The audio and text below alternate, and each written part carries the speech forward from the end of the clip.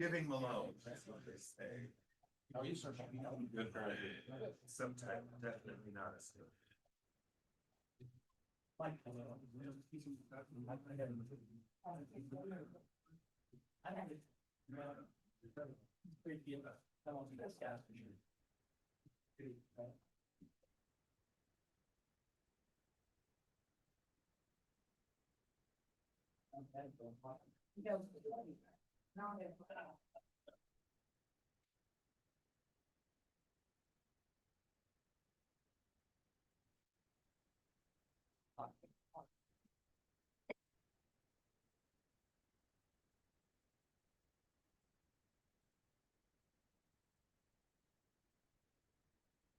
Yeah, we're not gonna start. Okay. Here you go. You can pass Okay, that. good afternoon, everybody. It is the bottom of the hour. So we will go ahead and call our meeting to order. This is the Butler Community College Board of Trustees, our regular board meeting. Today is April 14th, and we'll start with Pledge of Allegiance. I pledge allegiance to the flag of the United States of America and to the republic for which it stands, one nation under God, indivisible, with liberty and justice for all. My microphone is not working. You have to hold it.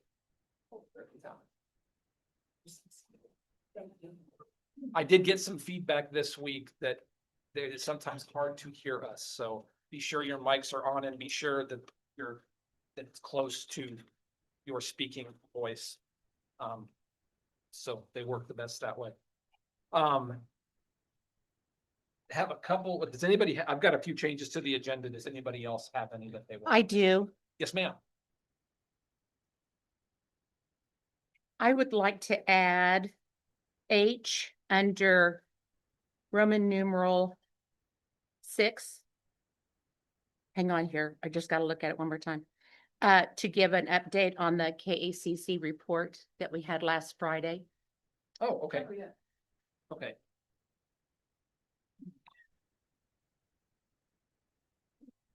Did you make a motion, Mary? Oh, I'm so sorry. It's all right. I didn't think you. Move that, I move that we amend the agenda to include H for KACC report. Trustee Good, Yes. trustee Howell, Yes. trustee Rhodes, Yes. trustee Hueslick, Yes. trustee Shearer, Yes. trustee Brown is absent, trustee Smith. Yes. Okay, that passes 6-0. Any other changes? Okay. We're just doing the agenda, yeah. Have them come on down. So we need to add, 3 things, and we can do it all at once, or we can do it individually. We need to add 2. We need to add a discussion item on the budget, which would be, Roman numeral 8B as in Bravo. We need to move the ADA Plaza renovation project, which right now is action item H, and move that to discussion. So that would be sub item C. And then we just need to add at the end a exec session for non-elected personnel. So if anybody would entertain that motion collectively, or if people want discussion, we can entertain them each individually. I so move we accept them and put them on the agenda. And I'll second. Okay, trustee Good, Yes. trustee Howell, Yes. trustee Rhodes. Yes. Trustee Hueslick, Yes. trustee Shearer, Yes. trustee Brown is absent, trustee Smith. Yes. Okay, thanks all. That passes. Would entertain a motion now to amend the agenda as we have amended it. I move to approve the agenda as amended. Second. Trustee Good, Yes. trustee Howell, Yes. trustee Rhodes, Yes. trustee Hueslick, Yes. trustee Shearer, Yes. trustee Brown is absent, trustee Smith. Yes. Okay, fantastic. Get that out of the way, and I will turn it over to Dr. Daniel for recognitions.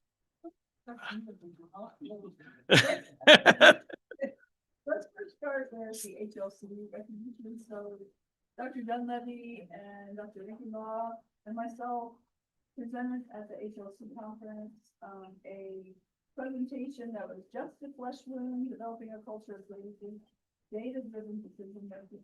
And I want to recognize Dr. Dunleavy and Heather for going and presenting this. And the important thing to me was that somebody from KBOR basically sent an email saying how much they appreciated the presentation, that it was so relevant to the other community colleges because we took data examples from our college and presented them. So we do not have certificates today, but we will have them to you. So Jennifer's got that on her list. So thank you, Dr. Dunleavy and Dr. Rankenbaugh.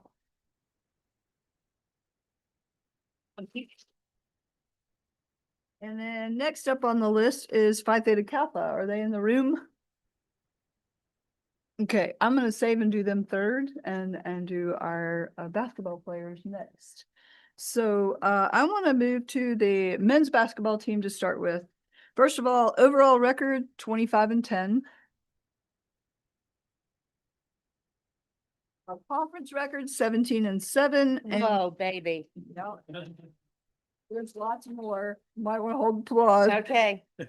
They were the Jayhawk Conference co-champions this year for first place, but they were also the Region 6 champions. And that's pretty amazing. NJCAA tournament, they were a number 8 seed and were in the Elite 8. So very impressive. It's their first Elite 8 appearance in 30 years. Wow. Head coach Eric Hitchie named Kansas Jayhawk Conference Coach of the Year. We have some individual players that we want to recognize as well. We've got the first one, Tristan Hankins. Stand up if you're not standing. Tristan, just wave, or where are you? Oh, he's not here. Co-player of the year, freshman of the year, Region 6, most valuable player, NJCAA all tournament team. Lots of accolades there. Josiah, are you here? Kirkwood, you here? Yep. There he is. There's Josiah. Second team, all Kansas Jayhawk Conference, all tournament team, and Bud OB award for NJCAA, which that particular award is for character, leadership, and putting the team first before others. Devin, where are you? There he is. So Devin's next, second team, all Kansas Jayhawk Conference. And AJ Pierre Jerome, you can't miss him. And Jace Combs as well. Honorable mention on both of those guys. So that's the boys players. So thank you very much for the team and for the individual awards. And now we're going to go to the females. So their record 32-2 overall and 23-1. Jayhawk Conference regular season champions. And this is the 6th team under Coach Helmer to have that honor. They were Region 6 tournament champs as well. They also made an NJCAA tournament presence with a number 1 overall seed, which is a historical program best for Butler. Our individual honors, we have Aaliyah Green. Raise your hand so they see you. Aaliyah, Defensive Player of the Year. First team all conference, Ashley Singate. Raise your hand so they know who you are. Keegan from Maya Mayberry. Second team was Kinsey Gallert.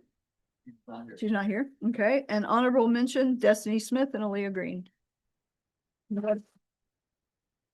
So Region 6, most valuable player, Keegan Yarick, all tournament was Ashley Singate.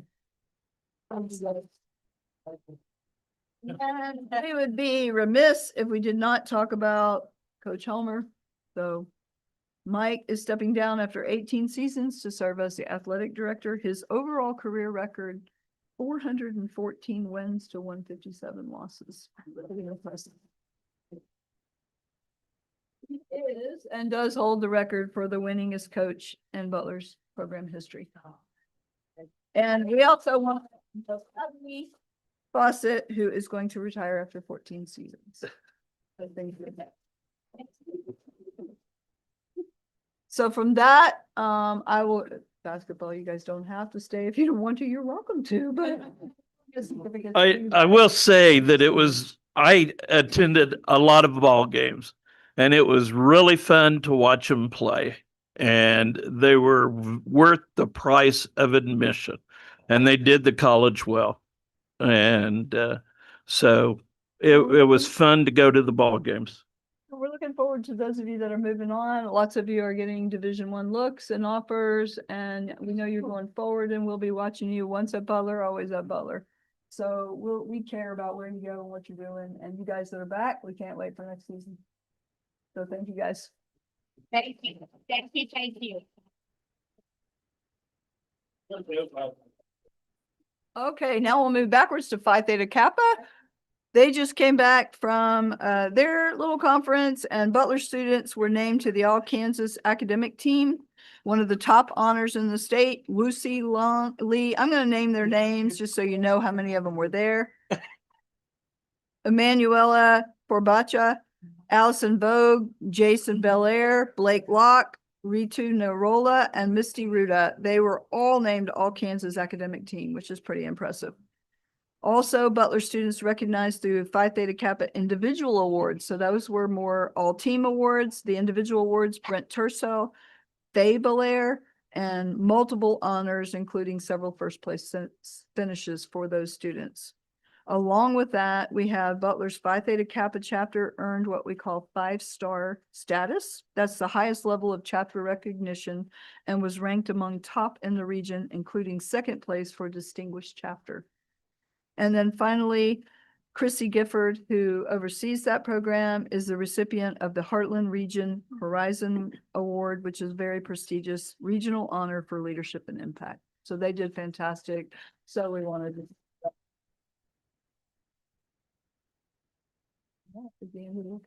Okay, thank you. We will move on to public comment. Did anybody, no one signed up ahead? Anybody that's here wish to speak publicly? See everyone racing for the podium, so we will move on to standing reports.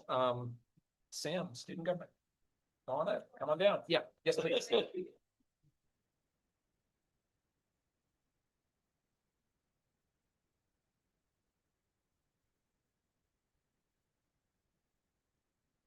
For student government, last week we did an in-person survey of students in the library on what motivates students to go to events, and we even put it up online on our Instagram, and most of the answers were food, gift card, engaging and inclusive activities. And we have support from the campus police department to man events for added security when we deal with vendors outside of Butler Community College.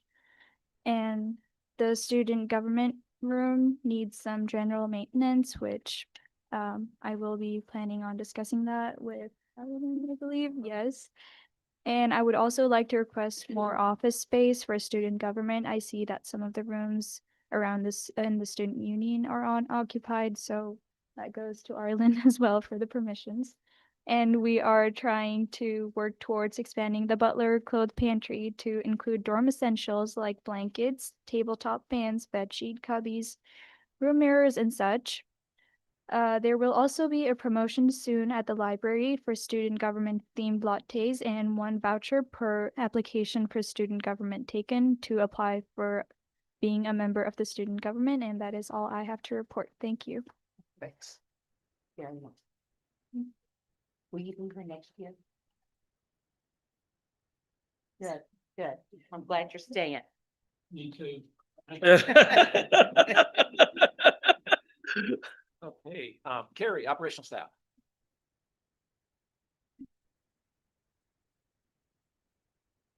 The silent auction held during the spring IDD was a success. We raised a total of $960.50.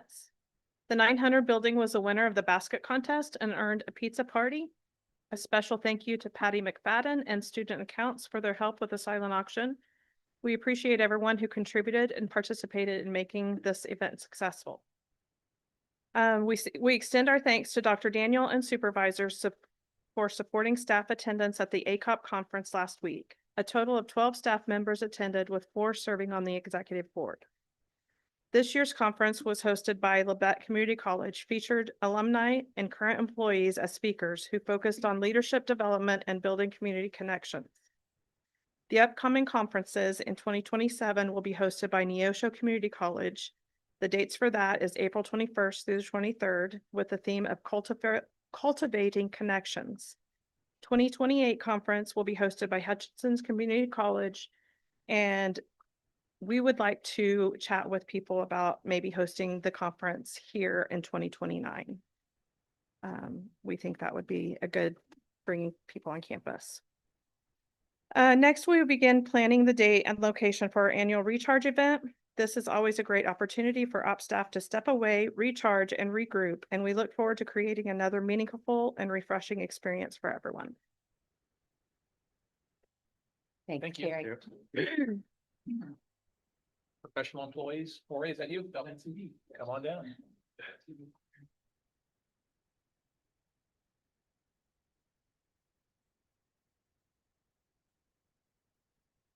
So there are several new faces here since the last time I talked.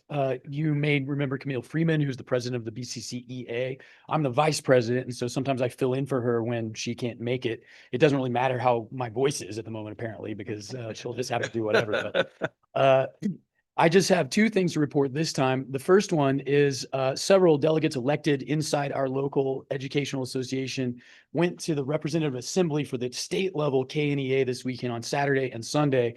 And we had some major dramatic victories that we orchestrated in coordination with other locals around the state to make significant changes inside the KNEA, things that we've been advocating for a long time. So if you see Sam Marr, our speech teacher, around, or Daniel Higdon, those two have really high level expertise in parliamentary procedure, and they were instrumental in helping us pull this off. Also, Monica Zavala and Robert Zavala were part of the team and extremely helpful. Camille and I were there. And then above all, Dr. Orion Yosley worked really hard for months in advance to help bring about this real, like, sort of Hail Mary shot that came off in the end. Now, I don't think you guys care that much about internal KNA politics. The reason I'm telling you is because Butler is suddenly really popular among other higher education locals and among the K-12 environment. We had a win that really resonated with a lot of people, and we are superstars at the moment. So if you hear anybody talking about it, that's what they're talking about.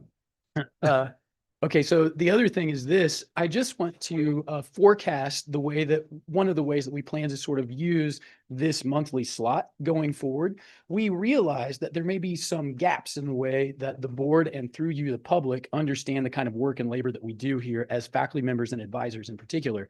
And so we think that when it's appropriate, we want to use this opportunity to just construe that work for you and talk about the way that we go about doing our work and what our working days are like, how we produce the work that we produce.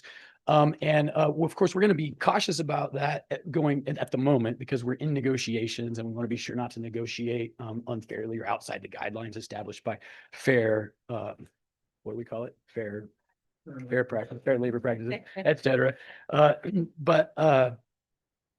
What would be great is if you have questions for us about what the work we do is like, then we would then tell me or tell Camille, and we will try to find somebody on the faculty who would be willing to come and talk about the work that they do. Let me give you an example. You might know about our OER processes, the open educational resources that we have sort of led the state on. And that involves a lot of really interesting work that's really focused and sustained over time. And it might be interesting, for example, for you to hear some of the leaders of those projects talk about the impact of that and what it's like to do them. So if you have good ideas, please let us know. And we've got plenty of ideas too. So look forward to that at coming meetings. All right, thanks. Oh, I have an idea. Oh, good. Sabbatical. Yes. I am really, I want to be inquisitive about those sabbaticals. Okay. I think they should be given us a report back when they come back after they've been gone a semester or a year. Yes. We don't hear anything at all.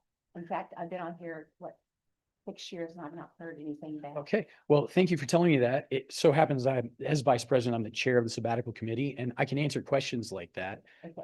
That is actually a requirement that a written report go to the particular expressed.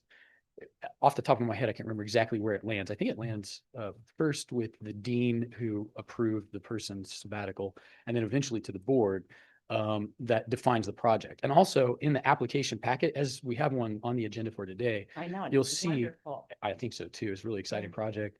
It specifies what outcomes you can expect. And those outcomes are things that the board could have access to if you were interested. So I hope that helps answer your question, and maybe we can talk. I really want them to come to the meeting and present, just something short. Okay, yeah, thank you for telling me I about think that. Dr. Terry Sater was the last one to get approved for a sabbatical. There's a current one going on right now, Vicky McCain. Okay. Yeah, and during that same semester there were others, but anyway, I understand what you mean. Yeah, yeah. Thank you. All right, thank you. Thank you, Corey. Thanks, Corey. For Finance Committee, Aaron, Dave? Okay, some of the stuff you're gonna hear from Dr. Daniel and from Kent. But as far as the monthly statement of revenue and expenses go, or expenditures go, in the auxiliary sources, we did get the fire science money. And then in student services, the athletic bus is now on the books, and it's on the bookstore books, but it's on the books. And some of the differences in institutional support is because some of the software was coded differently, and so they're going to straighten that out. But one of the numbers that if you look, we are 75% through with our current budget year, and so far our total expenses are at 72.65%. So we're kind of right in line with budget expenditures versus the time of year we're in. So, but we'll learn more at a later time. The budget cliffhanger. That's a budget cliffhanger. Foundation Board, we meet next month, and it's typically after the May board meeting. So my guess is I won't have a report on that until our June meeting. Dr. Dane? Okay, so just have a few things. First thing, I just want everybody to notice that we don't have an empty seat over there on the other side of the boardroom, which is really nice. Dr. Malone, we're so happy you're here and sitting in that seat. Most of this last month, between the last board meeting and this one, the majority of my time has been spent internally, a little deeper into budgeting process and that sort of thing, because that's what we have coming up. So I'm going to talk about a couple peripheral things that do go into the budget, but they're not going to be inside the budget presentation that I'm going to show you later. So I'm just going to talk about those a little bit because we have spent some time on those. One of the things that we're doing is updating a portion of the scholarships that are offered. So, and I say kudos to Dr. Oman's team because they really have done a great job. We have never really had a cap on what our expenses are for scholarships. We're putting a cap on that so that we don't go over the amount that we have allotted and have to carry things forward from year to year. But in order to do that, what we're doing is the students will actually acknowledge, these are for academic scholarships primarily. We have quite a few of them. They will acknowledge their scholarship. And that acknowledgement, along with enrollment, it'll drive earlier enrollment. It will be offered on a first come, first served basis. They will get a date that they have to acknowledge it. If they don't acknowledge it by that date, most likely they're not coming to us. It frees up that money and another student can be offered. So that's the process we're going to use internal. And like I said, you know, as usual, Dr. Oman's group is really, they're very involved and detailed, and they just hop right on it, whatever it is, and they've already figured out the process. So I'm kind of excited about that scholarship process.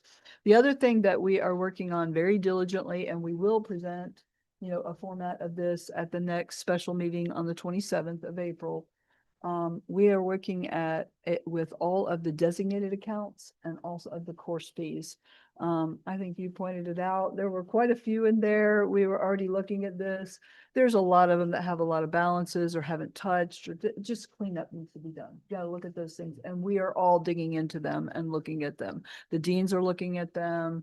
I've got Dr. Malone on board working with some of that. I have been looking at them. Ken's team has also been doing that. So we've had lots and lots and lots of meetings about strategically, what is that money used for? You know, we've got to pay attention to it. And so lots of hours that we've spent doing that. The third thing is, I talked briefly about it previously, but we are going to try to move forward with, we're calling it Grizzly Print and Promo unless another name comes out, but Grizzly Print and Promo will basically be in our auxiliary accounts. It will be housed underneath the bookstore, but to be real fair, it's a combination of what the Secretarial Center is doing and what the bookstore is doing. And we're going to have an in-house business that's run that students will work in.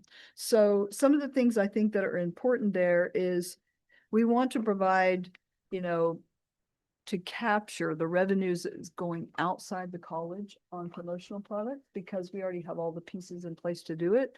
But we also want hands-on learning, paid jobs for students. They will work in there. They will learn how to market the products. They will learn how to make the digital things that are going to go on the graphics and the design. They will learn how to do the books.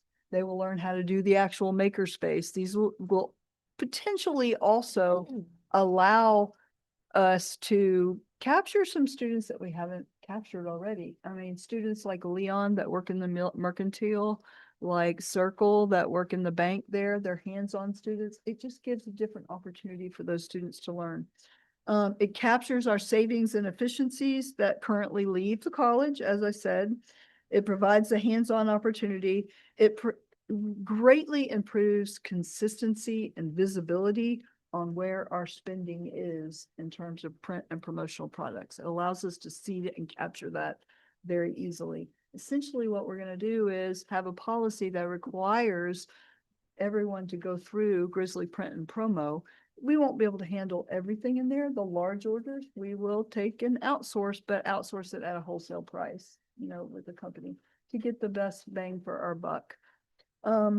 And then the goal really is the first year we want it to be in-house operations so that we can work out all the kinks. But then the second year, we really would like to have it opened up to the community so that it becomes a true revenue generating business that's inside the college.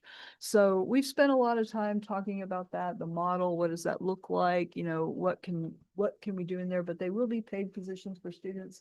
The hope and the goal is that, because this happens a lot of times when you start things like this, we get that one student in there that it really captures their interest and attention. And they end up after a year or two being the person that we hire to help run the business inside of it. So a student generated business. So anyway, those are the things that most of our time, cabinet staff as well has worked on, you know, in the last month. So that's all I have to share. Okay, thanks, Dr. Dan. EFABC, we met last Wednesday, thought we had a plan to move forward on the stadium, on the scoreboard at the stadium. Some new information came to light after the meeting that caused we're going to put it back out for a quick bid. Used a consortium before, but we think there might be some savings available. So we'll come back to that. It's going to be a pretty hefty size investment. So we want to make sure that we get the best deal we can get. Do we expect it's going to be a special? We expect that we will be able to bring it to the board on the 27th special meeting. That's what we shoot for. You know, I'm just saying that it's got to be a budget as well, and we need to be approved. So more to come on that. KCC, Mary Martha. Okay. Well, it was a Zoom call. We didn't meet in person this month. And probably the best thing that came out of this was this lovely document that I so asked Jennifer to print, and I thank you very much. I'm sure it didn't take you very much time, did it? 300 pages. Yeah. I know.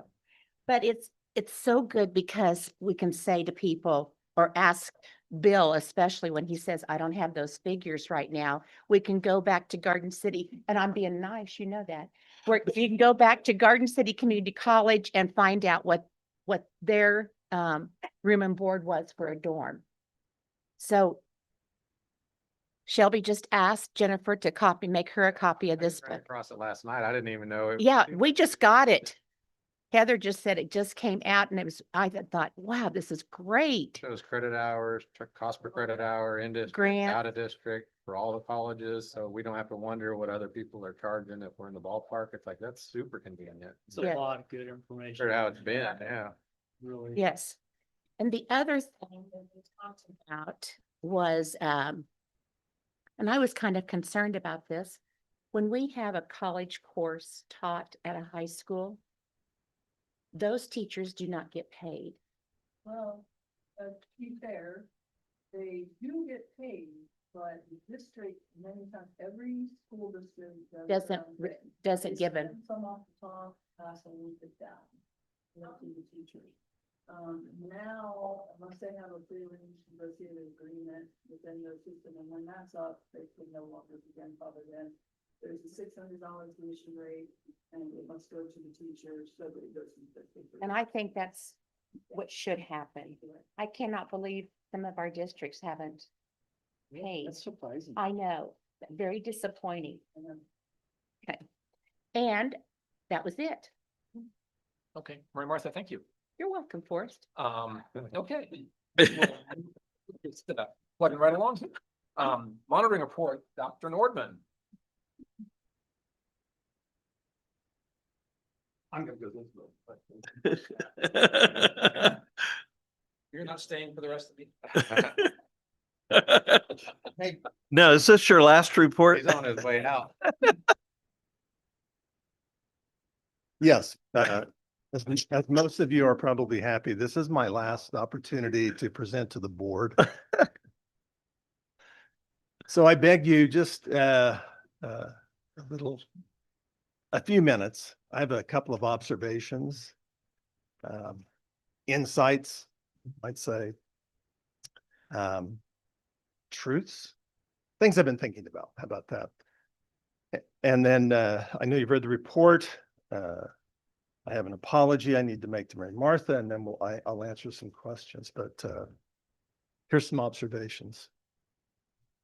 And you know me, I can be serious. I can also be funny. I'm not as funny as Bill.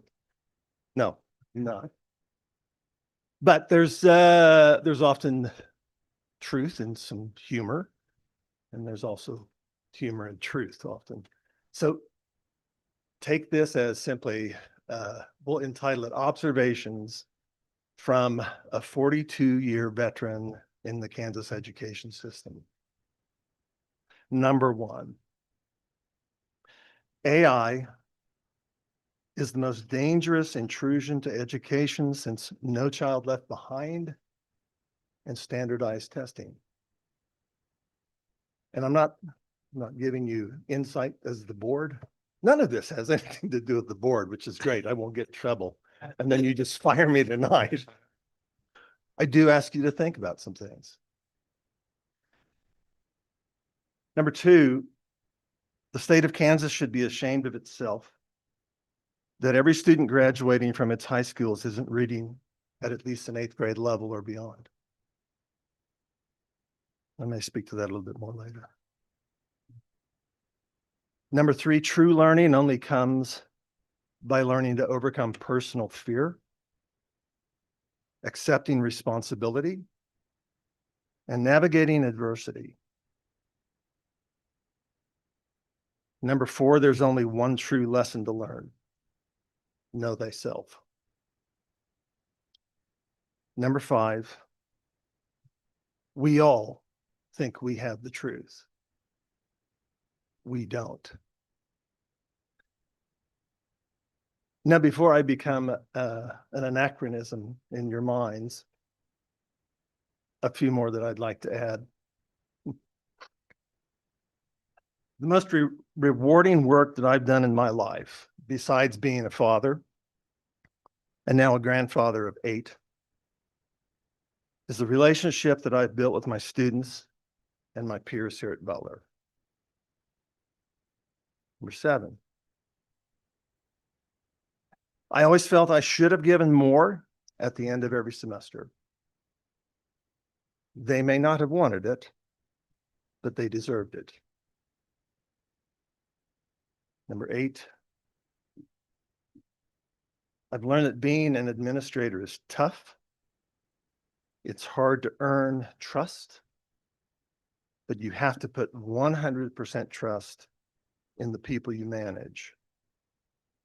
I have been very fortunate to have worked with some amazing people in whom I have complete trust. And number 9, and only 9 because I couldn't think of 10. Oh, I could have. Back of that. I've mixed concrete. I've snaked drain lines. I've built houses and decks. I sold shoes. I wrote technical manuals. None of that, nothing at all that I've done compares to the humbling and the meaningful work of having been a teacher at Butler. So, did you find my error? No, I didn't know I was supposed to. Okay. The credit hour, there's the credit hours at the beginning. Oh, no. Okay, tell. My quote, I always have a quote. No one reads my quotes. So I love this quote this year. Our culture is obese with information, but we are starving for wisdom. Very good. Anyway, a couple of highlights out of the report. Our credit hours continue to creep up a little bit. Given what's happening with the state and what we're wanting to have happen well within our high schools, the work that Heather and Lonnie have been doing, teaching more history, American federal government. I hope that we're going to see a little bit more of an increase in terms of that. We have the best people, and we've always tried to put the best people in the best situations so student learning is at its max. And we'll continue. I hope someone will continue to do that. I know they will. If Mark's in charge, he'll help make that happen. I say Mark's name because he's always sitting over there very humbly. And I've known Mark for how many years?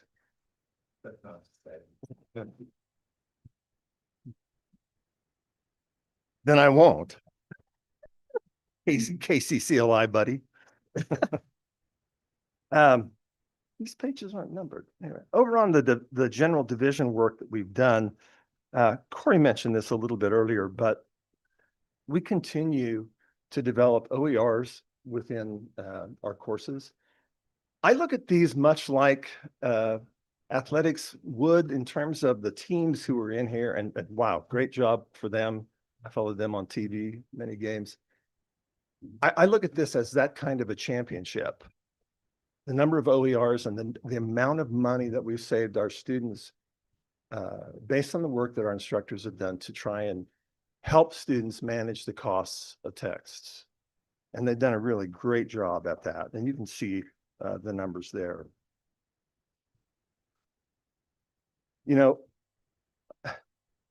I always ask my faculty just for some highlights of the year, and I try to include not too many. I know you don't want to read a long report, but I try to include things that I think really stand out.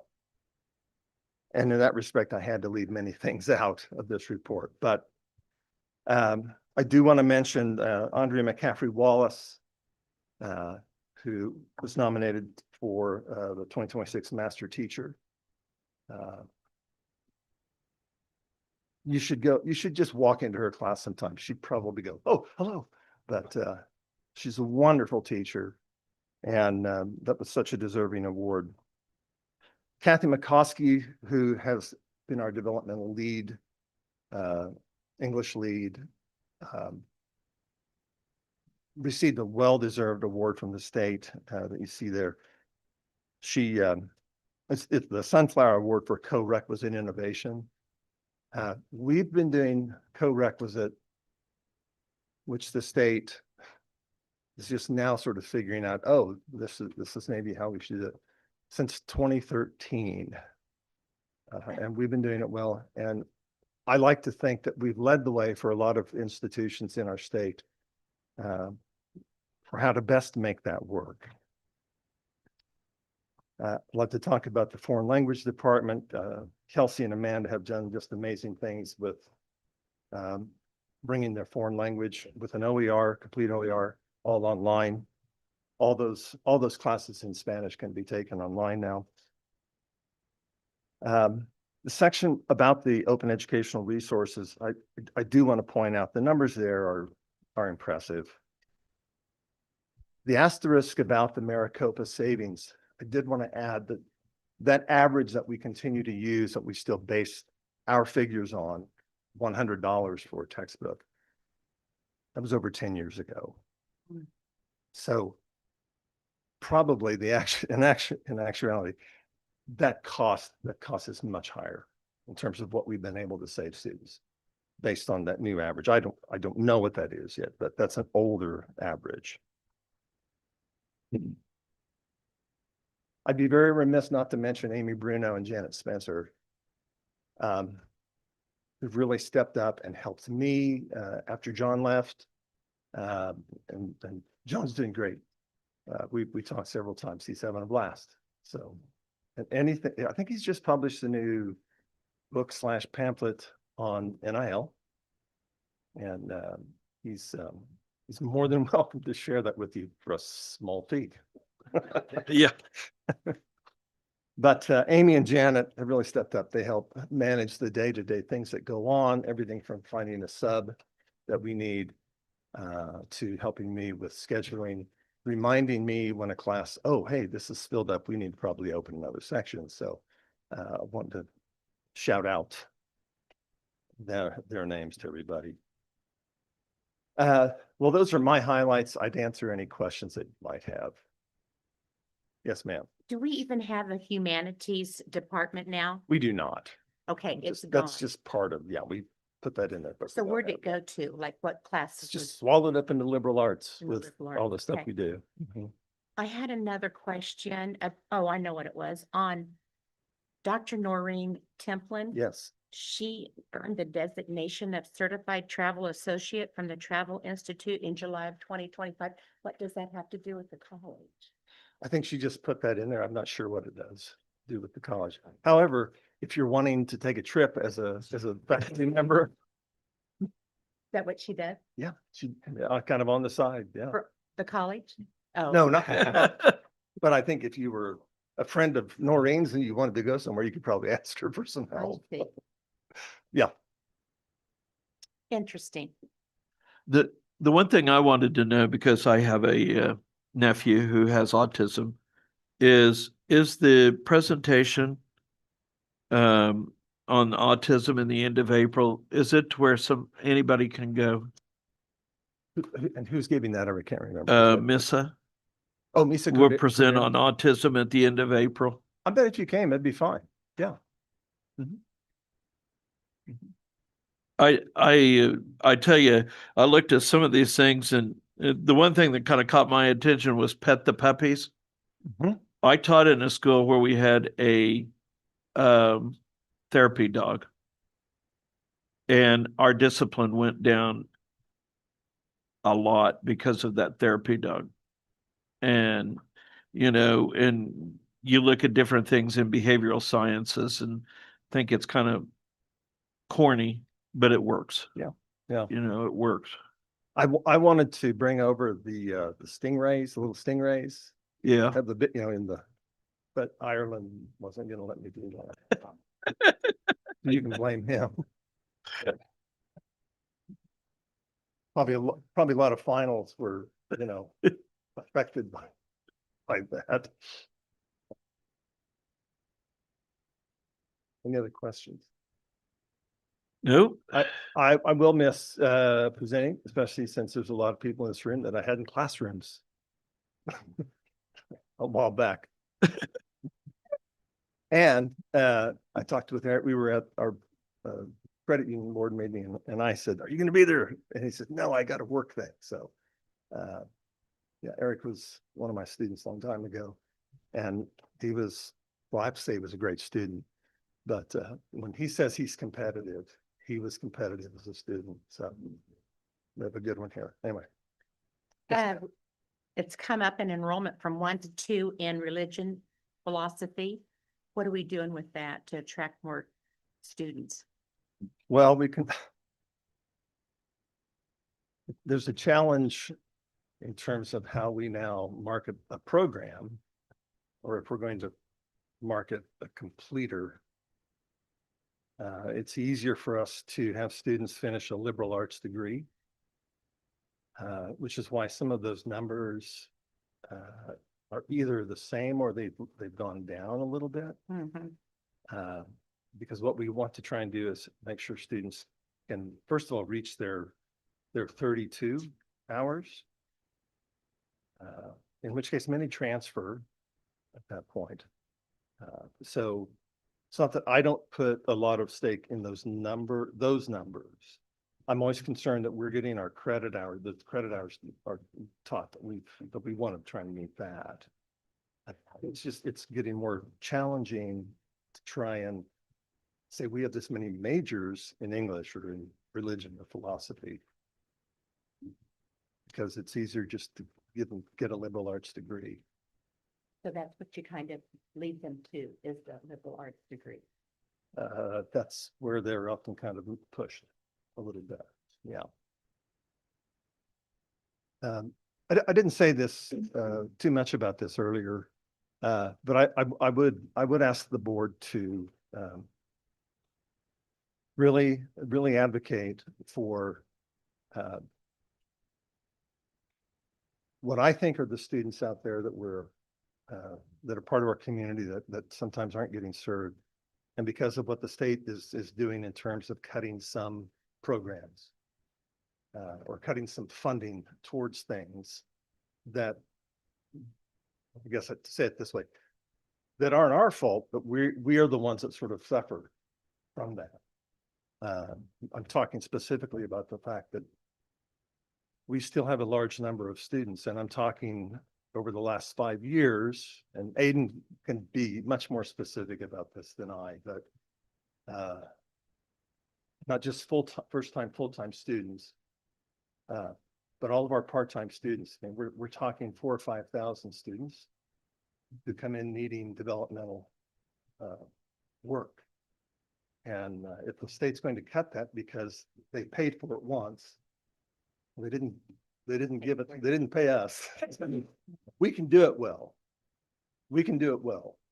And we've got to continue to figure out how to make it work, so we're still continuing to meet the needs of those students, because we are often their last chance. And that's always been a mission of mine here at Butler, is helping those students.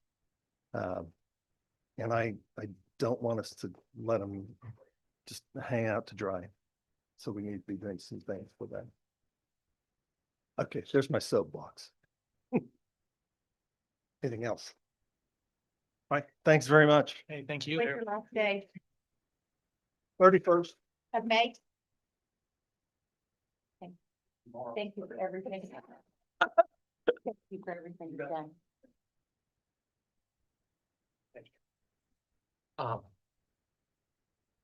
We'll move on to our strategic discussion items. Start off with just the monthly Cora or the quarterly Cora update. Dr. Daniel, anything of note? Yep, so we had 6 core requests. All of these are really related to software vendors and contracts, wanting to know what we have. There were 4 of them that we accepted but did not produce a report because we don't use those vendors, so it wasn't applicable. There's one that we've accepted but we're waiting for payment, and the other one was denied based on unreasonable burden of request. So, but all of them fall into the category of purchase and software. Next, I guess we added the 88 positives third. So the next one, I guess, would be the budget discussion. Kent, are you leading that, or? I am going to start off with that, but I'm going to try to put the presentation on the board.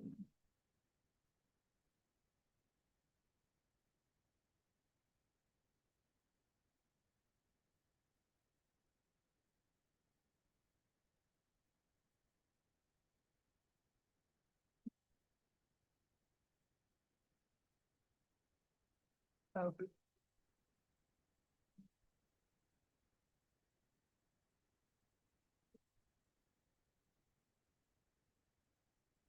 There we go. Look at that.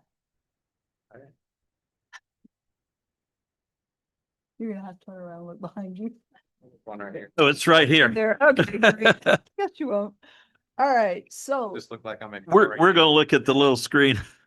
that'll work, that'll work. We're gonna talk through it. Let me start it. Okay, so this is basically what we're gonna call a budget framework. We want you to understand what we've been doing, you know, really for a very long time, but intensely since the start of the semester, but we've had ongoing discussions even goes back to last summer. So the first thing is I want to update you on what the funding changes are from the state. This is now what we know, which we did not know, you know, even as much as 2 weeks ago. So the first is our state tiered and non-tiered funding is coming in at 18,472,595, which is basically putting us to the positive $611,814. So we're expecting an increase in tiered and non-tiered funding. I will tell you that we have been forewarned by Heather that the discussion in the legislation is basically like, even though, you know, things are increasing and we're fully funded right now, don't necessarily guarantee that we'll be fully funded for the next year. There may be a gap in what that funding is. Excel and CTE were flat, means we're not really gaining anything, but we're not losing either. So that gives us a general operating budget increase basically of the 611,814. On the other hand, the student success funds have been cut. We are going to expect to receive 235,626.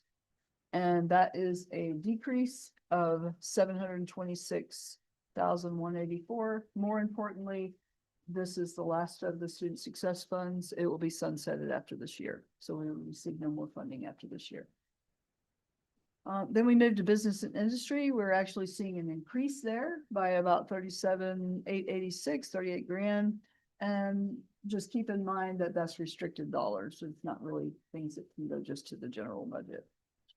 Similarly, we were happy to see that we got capital outlay with an additional increase as well of 25,558. So Ireland was very happy when he learned that. We need that. We got a lot of deferred maintenance, a lot of facility projects that need to take place, as well as the campus restoration of 100,000 was given to us, which is a small increase as well of 6,000. So that's where we're standing in terms of the state funding. I want to, the next slide, I'm going to take and talk to you a little bit about student success funds, because we have some realities there that we have to face. So inside that student success fund group, one of the first things is we had funded enrollment coaches at $201,000. And basically what that means is we do not have general budget for that. Those were being paid out of student success funds. And that is really all of our enrollment coaches. You know, we don't have anybody outside of that. There are 4. They're the ones that enroll our students. It's a whole model. Obviously, I would call that a critical feature to the college, right? Additionally, we have an academic success coach and a retention coach coordinator to the tune of 124,000. That is inside student success funds. All this is going away, so we have to find a way to move it over to the budget for everything that we're going to keep. Professional nursing tutor. This is one that I would call a critical position. This position has really done a lot for our nursing program, which I consider to be a flagship program for the college and the state. We also have about $84,000 worth of software that is inside that budget that is more critical need. I mean, it's things that we use and utilize. On the other hand, I will tell you, so looking at that, that's $442,000 that you're saying, okay, we've got to find a way to be able to move this over. We are still evaluating all of the things that are in here. I don't want you to think that this is where our end position is, because we're still got some discussions on some things. But I will tell you that some decisions have been made. Motomatic enrollment marketing software is 158,000 approximately. We are going to discontinue that. We also have a Canuja software that was for current students. That's 16K. All of that was out of student success funds. We're going to discontinue that. So we have already discontinued, $174,000 out of that student success. But that's where we sit because we had so many items that the college used really inside one-time funds. Not a practice we're gonna look at doing in the future. It just causes too many complications with one-time funds. I want to go over the HB 2043 property tax growth in the legislation. This has been approved by the legislators. It's sitting on the governor's desk. It has not been signed yet, but I want to make you aware of what it says. This is a rewrite bill. So there was an original bill, House Bill 2740, I don't remember the exact number. It was vetoed by the governor, and this was a redo after that bill. And basically what that bill says with respect to the college, but to be fair, this is communities and counties as well, and school districts. We may not see property tax revenue growth above the lower of 3% or the Midwest CPI, which currently just came out in April at 3.4%. Otherwise, voters have the right to challenge through a protest petition. Okay, if that protest petition is signed by only 10% of the qualified voters, the proposed increase is blocked and the property tax will remain at the prior year level. So again, we don't know whether this will be enacted or not, but it sends a strong message whether it is or is not enacted. It's saying the legislators are like, we don't want you taking lots of money out of, the local. So that's just something to keep in mind as we go forward into the April 27th meeting. Does everything that there's enough to provide the veto? She thinks it will be signed because it's a rewrite bill, but I think it will be questionable. It'd be probably right on the borderline if it did get vetoed and had to. It's gonna be a close vote. Just to touch on that, our Sure. new strategic, what did we call it, that we're approving? Yes. One of our flag things is property taxes, so we're stating that we're That's not wanting to take more. So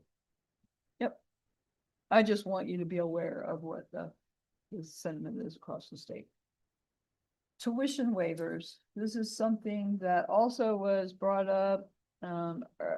This was addressed with me early in the fall. And it's something we've talked about for a long time, but tuition waivers, we have quite a bit at the college, but we have a lot of money going into 5 concurrent general education classes. Those particular classes are US History, English Comp, College Algebra, Gen Psych, and Public Speaking. And so those waiver for those high school students is really across Kansas. It's not just even in the area. Any student can take those 5 classes. And they do pay fees. For AY 26, the data indicates that we have about 8,642 semester credit hours funded through tuition waivers. So administration wants to recommend a $50 or possibly a $49. 49.9. No, 49 even. I was Meeting by Dr. Kiesling. $49 sounds better marketing wise. Credit hour tuition rate. Waiving the activity fee, but the students would still continue to pay the tech fee. The reason we landed on the $50 and it was improved by Dr. Kiesling is because we investigated our competition and they are offering about that same amount, and we don't want to lose students to WSU Tech. So Did this used to be funded? I thought when this first started, the state was reimbursing us. it actually was talked and it never actually got funded. Right. So we had some discussions about that earlier. Did And everybody do it because everybody else was doing it? most institutions backed out. Did not do it. They backed out. Yeah, most institutions did not do it because it never actually passed. But, yeah. I think our competition may have stirred some of the problem for us stuff. Yep, we'll kind of leave that one at that. So if enrollment remained flat for this particular group of 5 classes, and I don't want you to think this is nowhere near all of our enrollment. We have lots of classes that are fully paid, full tuition, full fees, full tech fees. They're completely paid for everything. Excel and CTE, of course, the state reimburses those students. We cannot collect fees on that. That's one area that we can't. But just for these particular classes, we're looking at about an increase of 430K approximately to the budget, but a decrease in the scholarship dollars by 238K. This is why we work so hard to put something in place for the scholarships to make sure that we do not overfund. We feel like we are going to need an increase in tuition and fees, and we've looked at our fees to the point where can we still offer all the scholarships we offered this year and still cover that decrease? And that's how we kind of approach that model. So, yes. Tom, do high school students qualify for scholarship funding through the foundation? And think about it, we're looking at unrestricted scholarships, we're looking at how to prioritize those that we have. Is it a high school student graduate, is it between high school, is it public county student? We're talking about that right now. How it impact and what we should impact. Potentially, yes, but too early, don't know yet. I will tell you, I did go through some of the data with Kyla, and we are funding quite a few, like especially our early college students, the ones that are here and getting, degrees and certificates. We Not are just funding- taking a class. That's right. Yeah. Yes. Okay, so let's talk about our ZBB process and how we went through that. So there were 2 pieces to the ZBB process. One was done completely inside the cabinet, and that was the personnel review and alignment. We looked at specific areas of the college for the things that we could create savings for. And so I want to talk about that. And I will tell you, that is not something that has been done just since like January. We have done this the whole time I've been here. Every cabinet meeting, Shelley is very gracious to provide us with a report that tells exactly where we are on what position is open. We strategically discuss it. We look at the data to ask, especially if they're looking to repost this position, does it make sense? What makes the most sense for the college? And we've tried to, knowing that we already had, this is before we knew student success was going away. We did not think it was. When we started the legislative session, we felt like we were going to be funded flat on that, and it ended up not. So I'm really glad we had the foresight in the cabinet to look ahead of time and try to plan for some of this, because I was uncomfortable having those salaries on the student success money, which is one-time money. So it was ongoing and very strategic. So vacancies prompted evaluation, not automatic replacement. And that is our process going forward. We review everything that we possibly can review when it comes up and is open. Roles are assessed for critical need, absorption, or possibly repurposing, which we call within our structure reallocation. The staffing is aligned to institutional priorities. So we're talking about each area and what's important and what's not important and why we need it or don't need it.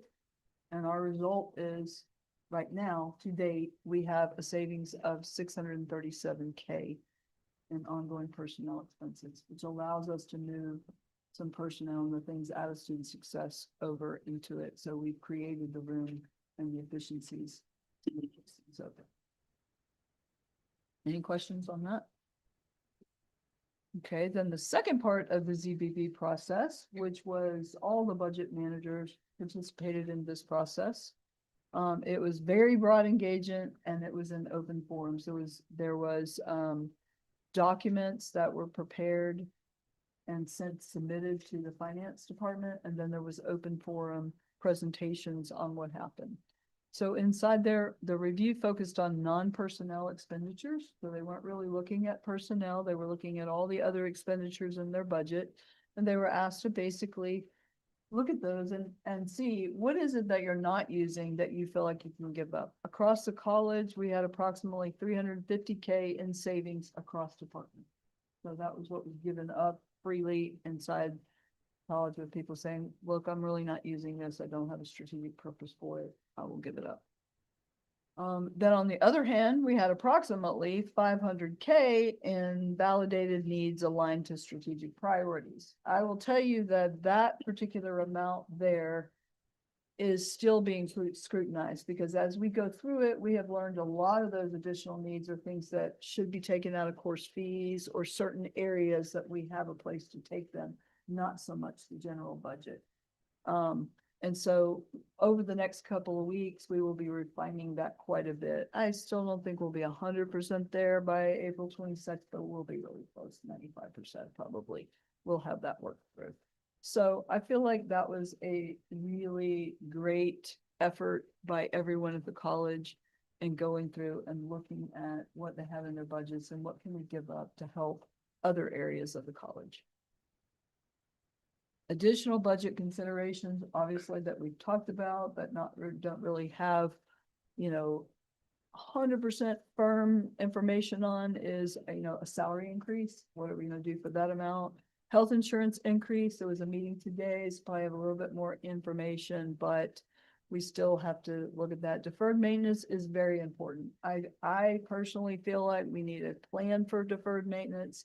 I don't care where we start, but there needs to be an amount that's going in every year that we look at for deferred maintenance. We have a lot that has to be done, and we don't want to be in a situation where something critically has to happen. We haven't planned for it. We have to plan for sustainability at the college. And then tech related increases, obviously, those will mostly be done within the tech fee, and we will make some recommendations there. We are looking at all the things that are paid for by the tech fee, and that should generate its own, increase to be able to cover the software escalators and the things that are happening inside it. So that's what I have to frame for you. And then Kent has given you a handout here, and I do want to talk about that just a little bit. I'm going to talk about one portion of it, and then I will let him talk about a portion. So this is a piece that we really just need to disclose to the board as we found out about this particular information. So we're done. Okay. Go to the back page, if you will, and let's look at that first. And basically what happened is the following. So our unencumbered cash above the 10.5 that the board requests, right? Which has been, I don't know, 2.2 million, something like that. We learned about a week and a half ago, about approximately a week and a half ago, that we missed a reconciliation. Now this goes kind of way back before you're going into this year's budget.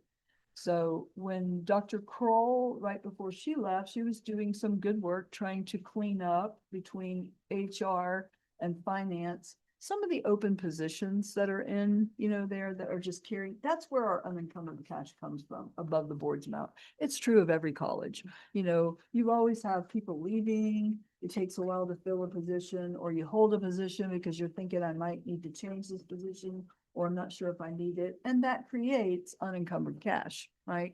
That's where majority of it comes from. There's some in a budget that we just end up not using, savings at the end of the year. We thought we were using at the beginning of the year, but we aren't. But what happens in a case like that, when you're cleaning up those positions, is you really have to reconciliate between what finance has and what's happening in HR. And somehow or another, Kent came to me and said, look, we have found out that we missed this reconciliation, and we really are down about $1 million more than what we want. Now, it's unencumbered cash. To me, the more important piece is, how do we keep this from happening in the future? It's not affecting our budget. It's not affecting our, annual budget that we're using. It is over and above where the board is, but it's misleading because it shows that, that our books are saying that we have 2 million, when really we have about 1 million. So we have talked about the checks and balances and what happens and what we need to do to ensure that we don't get ourselves in this position. And we've got some paths inside. We're going to reconciliate more. So I feel like we have our checks and balances in place. We've addressed it. Constantine has talked about it.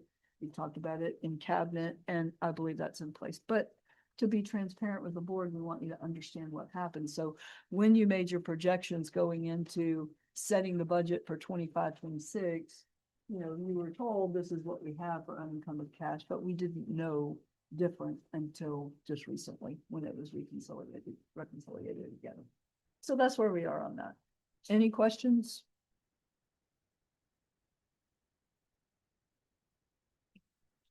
You're welcome. So, Kent, I'm gonna turn it over to you for the first page to talk a little bit about. Put that together.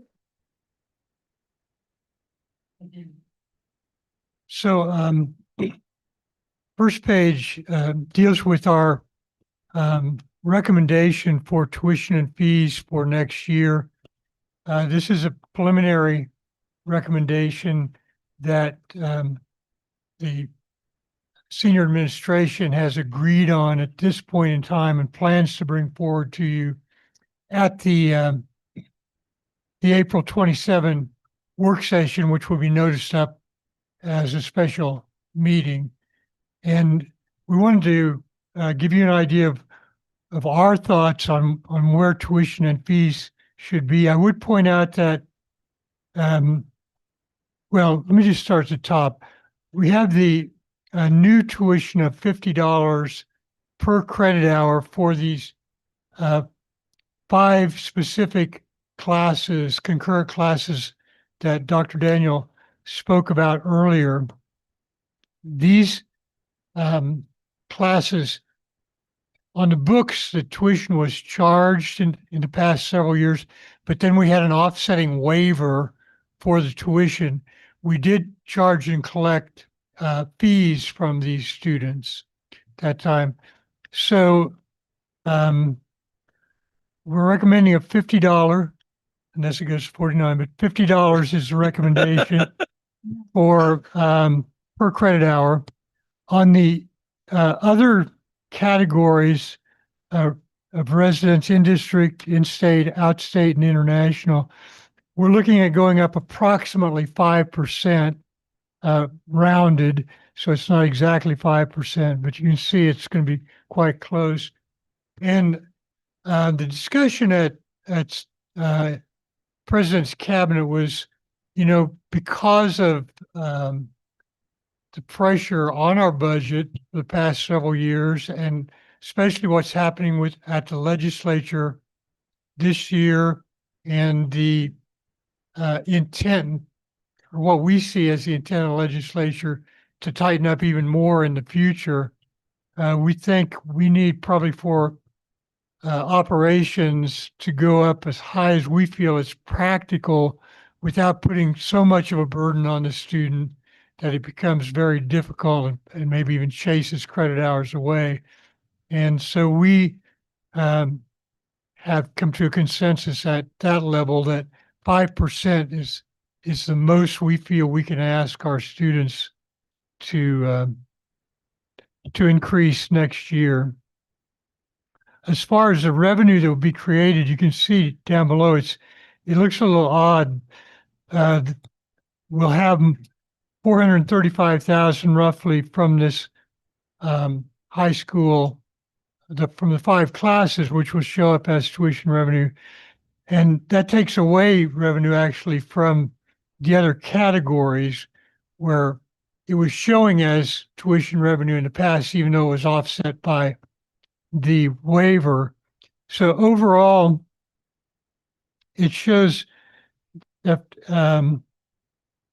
for our tuition revenue, it'll be going down by 123,000 based on these assumptions. But our tuition waivers will go down by 813,000.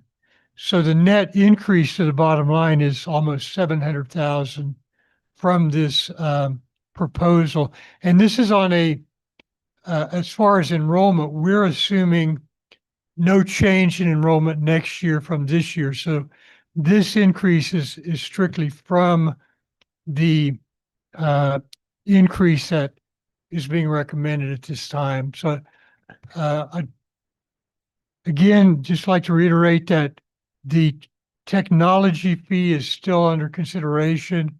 We may or may not recommend an increase there. based on, we're really trying to determine the most appropriate, how to most appropriately demonstrate that we're spending that fee for things that benefit the students. So that's still being looked at. And I think that's it. I'd open that up for questions if you have questions. Also, I know we didn't get to really present this information. So if you have questions, this may not be the best time to ask for it because of time constraints, but we'll also be open to questions for that at the work session that's coming up. Did you explain tuition waivers? I was thinking about something else in my head as you touched on that. But why is that a deduct of 1.3? Okay, so last year and the previous years, when these students enrolled in these 5 particular classes, on our books, it would be recorded as tuition. So we were showing revenue for tuition. Then there would be an offsetting waiver that would zero that out for those classes. So that's why you see the increase or the decrease in tuition waivers down here on line 10 of 813,000. And then what is a scholarship fee? Maybe Okay. I'm not. Yeah, so for a considerable length of time now, when we bring you tuition and fee recommendations, we'll show you the amount of that tuition will be going up. Now, what I'm showing you up above here is the total of tuition and fees. So like in district, we're recommend goes from 104 per credit hour to 109, a $5.25 increase. Now, $2 of that is actually going to go to the what we call the activity fee, and the activity fee raises it's around $3 million a year, and that goes to cover all of our scholarships. So does that answer your question?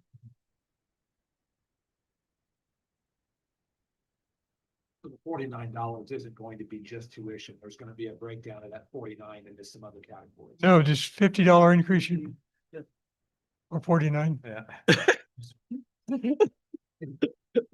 The amount, are we just talking about the amounts that the high school students that are paying for those concurrent classes? Well, the high school students for those classes last year paid only the fee. Our books showed tuition revenue and an offsetting waiver. So I'm not quite sure what your question is. But they're not going to pay the fees now, or they're just going to pay? That's correct. For those classes, they'll just pay the $50. So where we were charging them, I think, $27.50 last year to cover the fees and no tuition, that's going to go away, but they'll pay $50 for tuition and no fees this year. So where last year they paid $27.50 per credit hour, next year they'll pay $50 per credit hour. Does this not show then the $27.50 that we aren't going to be collecting in the fee categories? They will not pay that. So when I did the calculations on the tuition and fee revenues below, I took that all into account. So there's enough of an increase in what the recommended fees are going to be that it's going to more than offset? Yes. Okay, thank you. That's Yes. I had a question on the tuition increases on the budget update book on OBU 1 page. It had projected, say, almost $29,000 in district credit hours. And if we get an additional $5, to me, that's 151 grand, where we show a negative 236. That's because those credit hours that we showed on that page, that included the revenue that we were saying, the tuition revenue from those students on those 5 classes. So again, it shows, what it doesn't show is that waiver. Okay, because then on the in district, out of district, we've got 95,000 credit hours times 5. It's almost $663,000 additional in your. Right. So they were like around 4,200 in-district hours and 4,200 out-district hours that were included in these high school hours. So on the books, we won't show that revenue next year as tuition, but we also will not show the waiver. When we bring this to you, I can walk through those and show you again more detailed how all that works.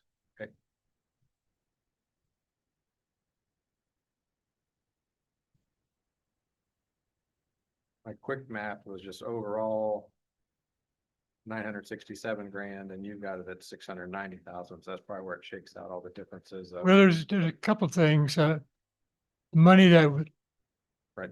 The ones you were just talking about would change that number. as well. yeah. I'll show you a more detailed breakdown when we bring it to you 2 weeks from now. And I'm sorry, on the projected high school tuition change, are you assuming flat enrollment on that, or are you accounting, did you take into account the Yeah, possibility that maybe we wouldn't have the same number? for the estimation purposes, I've just assumed that there'll be the same number next year as this year. And I could be way off. On the second page, to me, it seems like over the last couple of years, we've spent maybe more than we had planned to in the budget on expenditures. I'll have to find where I Well- that. On the second sheet here, So I know where we ran underneath our 10.5% or the above additional of the 10.5, we've spent some of that, it seems like, but it seemed like we were spending more than we had allocated. So I know we can spend the 90 million, even though we're budgeting 56 or whatever. Seems like our expenditures over the last couple of years have been more than the 56, because we had some additional expenditures. our expenditures within what we call the operating budget have been less than what we budgeted. And that's why we had the unspent budget the past several years. I'll have to see if I can find what that was. All right, thank you. Thank you. Any other questions? Yeah, Daniel? And what was our other meeting? Is it on Monday, the 27. The work session. 27th work session. Yeah. It'll just mean part of the work session will turn into a special meeting. Okay, thanks everybody for that discussion and info. We'll move on to the ADA Plaza renovation that moved from the action item, and Ireland, is that? Got that? Yes, I have pulled the action item and just going to discuss the project. Project came in over budget by a little bit, so I wasn't comfortable bringing it to you until we looked at that project a little bit more and took out this year's bid calculation sheet that I'm handing out. The topic for action, topic for discussion numbers do not include, or the topic for action for the topic for discussion numbers I sent out Friday that you guys have included alternate one in those. Since then, I've reviewed the project, reviewed the drawings and stuff, and we will not be doing alternate one. It was a retaining wall we were planning on taking out. And after reviewing the project, that retaining wall is only going to be exposed out of the ground about 18 inches. And the retaining wall is there now is still solid, so it didn't make any sense to spending the $32,000 or $41,000. The highlighted items on here, the region Simpson was highlighted. Last Friday, we were planning on the base budget plus the alternate, which would have made them lowest. But since then, we're not doing alternate one, going with base budget. So Conco will be the lowest bidder on this. We're going to be working with Conco and Gravity Works to review this project, and we'll come back later at the end of the month hopefully about $100,000 less. Our budget for this part of it is around 800,000. So, we're not a whole lot off, but I still have to pay for the donor wall signage in Butler Community College out front, which is about 35,000. That isn't included in this, and also an 88 ramp and sidewalk on the west side.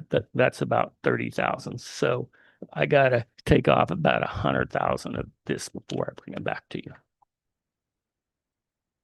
So, and I just wanted to let you know why we wasn't given it for a topic for action tonight. So then this will be something on our 27th of April budget, or our 27th of April special meeting, or will it carry on to next month? That's the plan. Okay. To have it done. Arlen, tell me again where it's going to be. We will be replacing all the concrete and grassy areas from the 600 building library, clear to the 900 building, clear to the 500 building, clear out to the drives. So it'll all be new concrete, new plaza, new grassy areas and stuff like that. So. And there won't be any steps, will there? It'll be. There will not be any steps. That is correct. It will be a gradual incline or decline all the way down. Thanks, Harlan. You're welcome. Thank you. Okay, move on to our action items. The first being the strategic priorities. That's page 17 of the board book. Right. Deputy. I don't believe there's anything new here. We're just bringing it as a topic for action to have a motion hopefully to approve. What page are we on? We are at page 17. 7. Thank you. 17. 3 answers. Would entertain a motion then to approve or adopt the strategic priorities as presented. I would move that the Board of Trustees adopt the Butler Community College strategic priorities as presented. I just want to make that one comment I made before. Now I got in front of me because this is why I'm here. Drive institutional sustainability and growth, blah, blah, blah, blah, diversify revenue sources and implement multi-year financial planning, support sustainability and reduce reliance on local taxpayers. That's what we're. Where are you reading from? It's On the second page page, 18. turn the page. That's one of our new pillars or whatever. I just want to point out before we get to tax time that we're all voting for this if we all vote for it. But I'm just making a record of it. It's nice to see. That's it. Speaking of alternative revenue sources, have we finished the process of our grant item? Did that? Oh, yes, we have a grant writer. She's quite busy under Dr. Dunleavy. Oh, good. Yes. Yeah, we've got what, 3, 4, I don't know. We got a lot of things in the works. Some are statewide, some are consortium wide. Several grants we're looking at for cyber. Busy. We've got one we just submitted that impacts our construction areas. She's been very busy meeting with constituents around the campus. So got a lot of work ahead of her. And that's great. Yeah. Department of Commerce just put out a few new grants too. Yep, Good. yep. I sent in one today. I said, here's another one. Who is the new grant writer? Uh, Ann. Ann Holly, Ann Holiday. Holly. Great. Trustee Good, Yes. trustee Howell, Yes. trustee Rhodes. Yes. Trustee Hueslick, Yes. trustee Shearer. Yes. Trustee Brown is absent, trustee Smith. Yes. Okay, that passes 6-0. Thanks, everybody. I'll move on. Next item is the cloud infrastructure migration. Christina. All right, thank you. Butler Community College continues its strategic transition away from Broadcom VMware due to the rapid increase in costs and long-term sustainability. So if you recall, back in December, you approved a 1-year renewal of our on-premise VMware environment, which nearly doubled in costs. It was $46,000 the previous year, doubled to $104,000, and through negotiation, we got that number down to $89,000. And through communications with VMware and their efforts for research and development, that price will continue to increase. The Oracle Cloud, so our cloud environment, now requires a renewal of June of 26, which was a surprise to us, as the overall contract for our Oracle Cloud environment is a 5-year contract.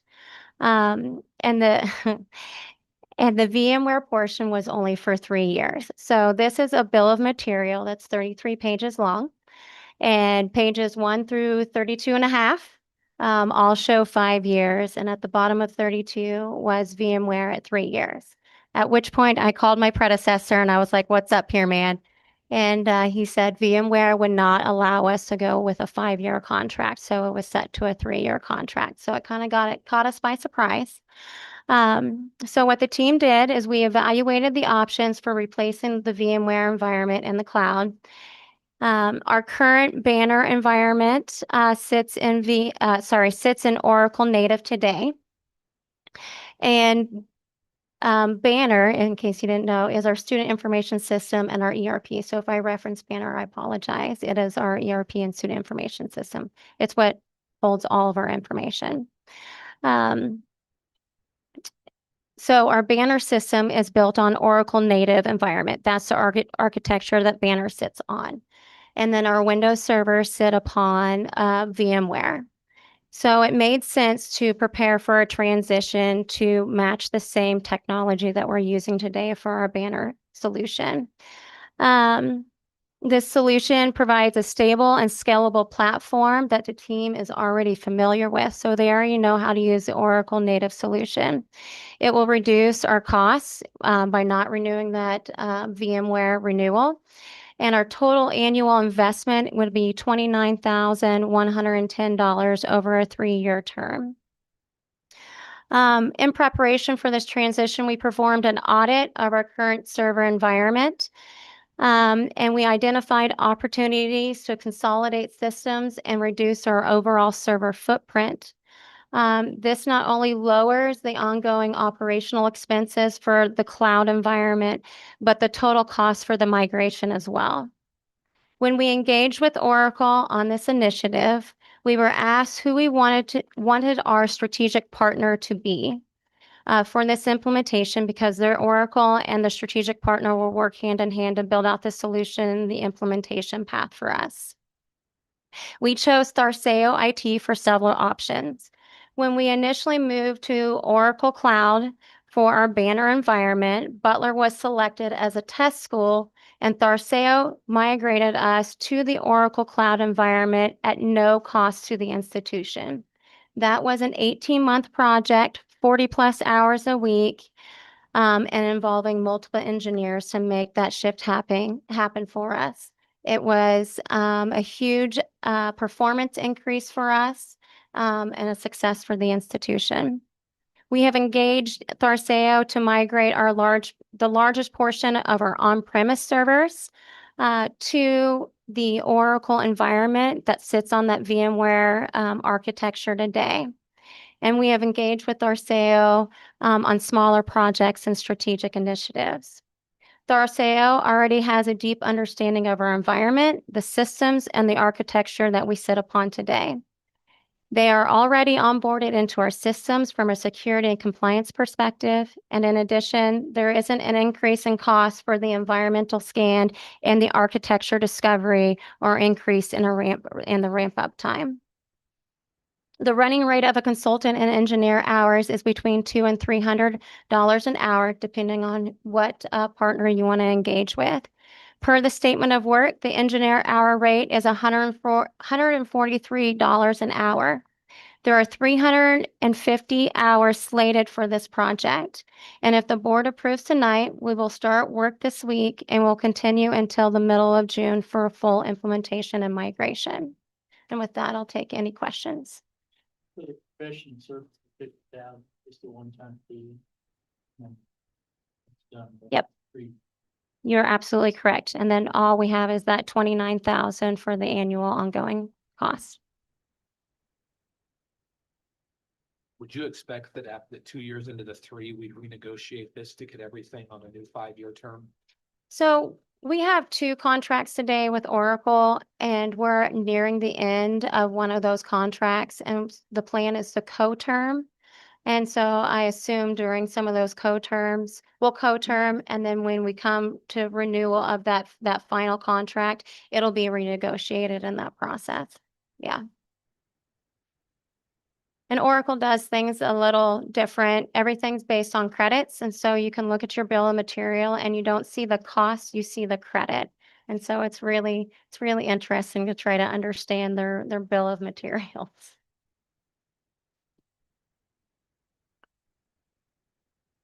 Well, with that, I'll make the motion that the Board of Trustees approve the migration of Butler's cloud environment from VMware to Oracle Cloud Native, including the associated 3-year contract and the cost for professional services required to support the implementation. Trustee Good, Yes. trustee Howell, trustee Rhodes. Yes. Trustee Hueslick, Yes. trustee Shear, Yes. trustee Brown is absent, trustee Smith. Yes. Okay, thanks. All that passes 6-0. Moving on, page 27 in the board book is the approval of the strategic higher education contract extension. Kelly.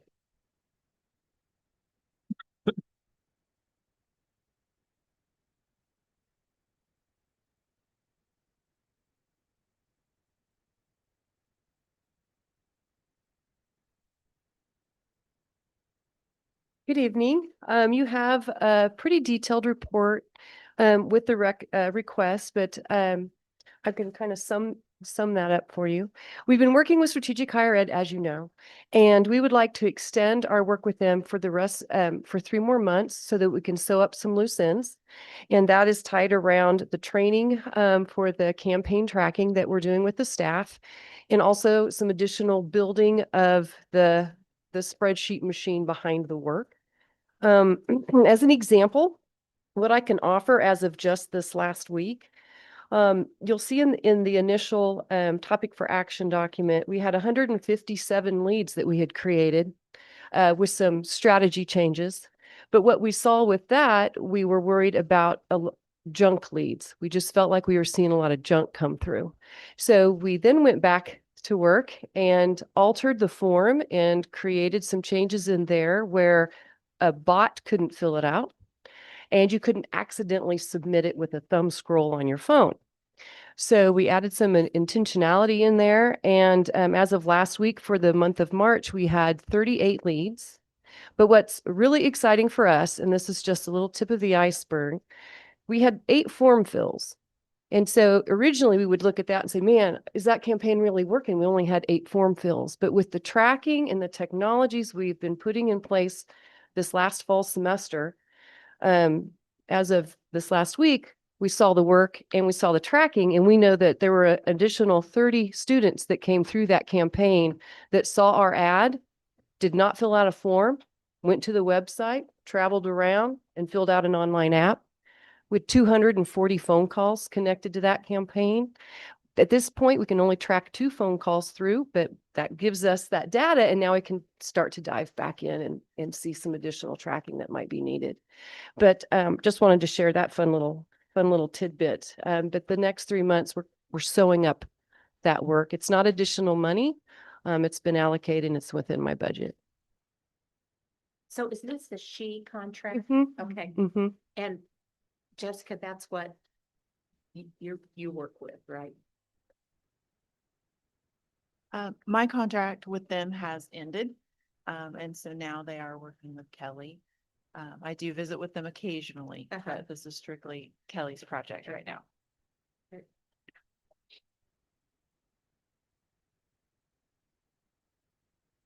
Other questions? Would entertain a motion to approve the 3-month extension as presented. I so move that we approve the first 3 months of the extension, April, May, and June. Second. Trustee Good, Yes. trustee Howell, Yes. trustee Rhodes. Yes. Trustee Hueslick, Yes. trustee Shear. Yes. Trustee Brown is absent, trustee Smith. Yes. Okay. Thank Thanks, you. all. Thank you, Kelly. Passes 6-0. Moving on, the standalone parent program. Good evening. As part of a curricular housekeeping, it was realized that the three SAPs that are presented in the TFA for certified physician billing and coding, Microsoft Office certification and data analytics were inadvertently not presented to the board for approval from states back in previous times. Therefore, in light of our commitment, of course, to quality, care, and transparency, we are presenting these three SAPs to the board this evening for your approval before it gets forwarded on to K-Board to finalize and close the loop on the approval process. Now, is this class going on right now? These SAPs are short-term certificates, Uh-huh. and yes, they are.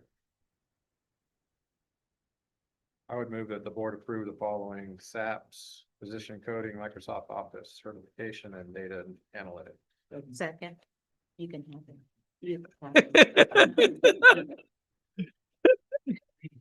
And if it was market third. Trustee Good. Yes. Trustee Howell. Trustee Rhodes. Yeah. Trustee Hueslick. Yes. Trustee Shear. Yes. Trustee Brown is absent. Trustee Smith. Yes. Thanks for Thank you. helping to clean those up. That passes 6-0. Moving on in our board book to page 43. Christina. Back again. I'm really trying not to bring anything to you in the month of May. That's the goal. We'll see if I'm successful or not. You're doubling us in April. Okay. We have an 8-year AV replacement cycle to ensure our classroom technology remains reliable, modern, and aligned with the needs of our student faculty. The classrooms this year's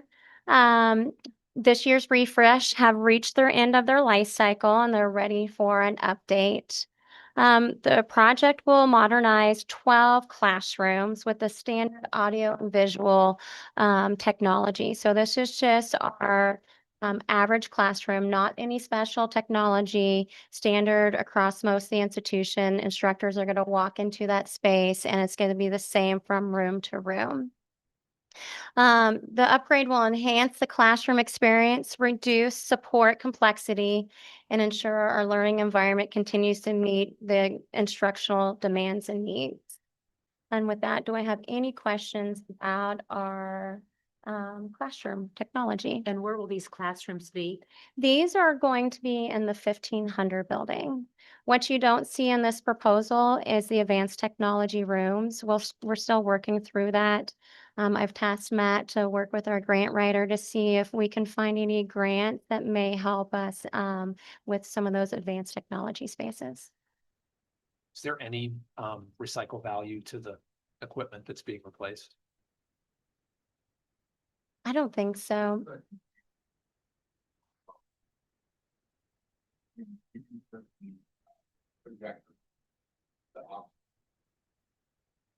The computers go to the rivet. Our program illustrator. We're going to repurpose those computers this year, if I'm not correct. We're going to repurpose those for our digital signage. Yeah. To decrease the costs on our digital signage side of things. My 2 cents at this time of budgetary, I would like to just say no to $10,000 a classroom for new projectors. I mean, I watch plenty of old professors from the 80s teaching on a chalkboard on YouTube, and it's what we have is fine. It can last a couple more years if we needed to. We spend a lot. We've been spending a ton every month. I don't think if someone that doesn't have a new projector next year, it's going to affect anyone. That's my 2 cents. But I'm going to vote no. I don't expect anyone else to. Just think we need to tighten our belts a little bit somewhere at some point. Not that we haven't been. Don't want to get in trouble more than I do normally. Would pushing this off a year mean that we have 24 classrooms next year that are going to be, unless it results in a continual push? If we continue to push it, the technology will continue to age. What we'll back up into is our projectors will stop working in our classrooms. We really try to get the most life out of them as possible. And you start to see that degradation in the classroom. Yeah, it's the number one spot that our students walk into on every day. And so when you walk into a classroom and your instructor doesn't have the technology to teach, because the equipment, it's not just a projector, it's the equipment and the lectern that feeds from the computer to the projector that, has to be replaced as well. And so what kind of message are we sending our students if we have outdated technology or they have better technology at home than what we offer in the classroom? And so I think we need to strongly think about the technology that we present to our students. These are 8 years old. Yes. What'd you say? These are 8 years old. Which, Between 8 and 10. Yeah. Do all instructors use this technology? It's by classroom, so whoever's using that classroom space. So however that's scheduled by semester. so that we have a motion, I'll make the motion to move that the Board of Trustees approve the purchase of audiovisual equipment to support the classroom technology and refresh the cycle through AVI SFPL for $108,874.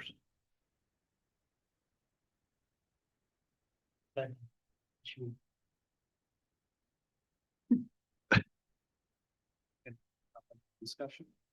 Discussion, please. I know what you're saying, Shelby, but gosh darn it, I think we're out of life on these. We need to, when we raise our fees, tuition, we need to keep all this in mind that we're spending more and more money all the time, but we don't want to charge people more than 5%. Teachers are looking for efficiency when they teach. I They really understand, but are. we don't need, I've said this a million times, we don't have to have the greatest technology to be good teachers or to be a learning I environment. agree. I think you can have an amazing teacher with a chalkboard. And the guy that came in here and did the thing with the giant stupid Post-it notes that were 3 foot by 3 foot. And we learned a lot with $0 spent. I mean, there's been a ton of studies recently of everybody on their phones, on their screens. We're learning less. We're becoming dumber as a populace because no one's physically learning like we used to. And I think here in the next 5 years, we're gonna realize, or even the state just passed no phones in school because it's terrible for children. But I don't think we need all the technology to learn. And I just see it's like a huge expense all the time. What condition are the whiteboards in the classrooms? So we are not replacing the whiteboards as part of this, but- just the technology. But what's the condition of them? Could an instructor write on them? I mean, when I was in one, they were still pretty scratched. Yes, they can try to swap those out, but the instructors aren't using those the way to for the kids. I think Right. several classes I was in with whiteboard lately with IS, the projectors in there were pretty old. So Were they working? I assume they are, otherwise they would not be. I'd like to add to that. I work with that on the usage of this practice. We definitely look at that and all that.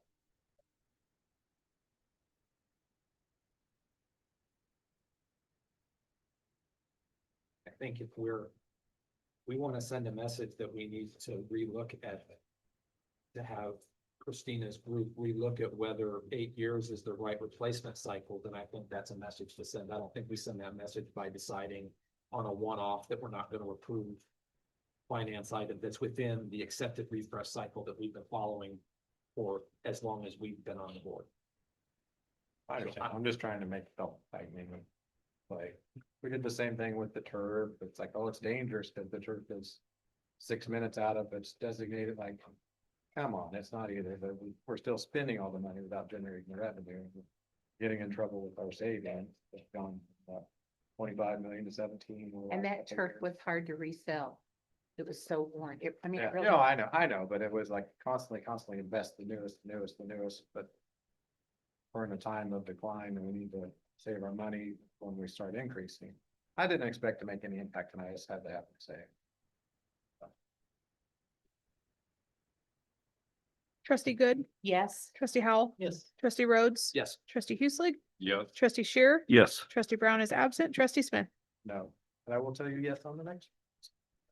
What's the next one? What's the next one? Wiring or something. Christina, you still have the floor. All right, this is one of my favorite topics. I really like to geek out on this one, Mary. I'm sorry. Okay. I'm a huge networking person. As a part of the 600 building HVAC project, information services must remove all the networking wire from the ceiling as it's in the path or in the way of the piping going to the mechanical room. So we co-lo that space right now.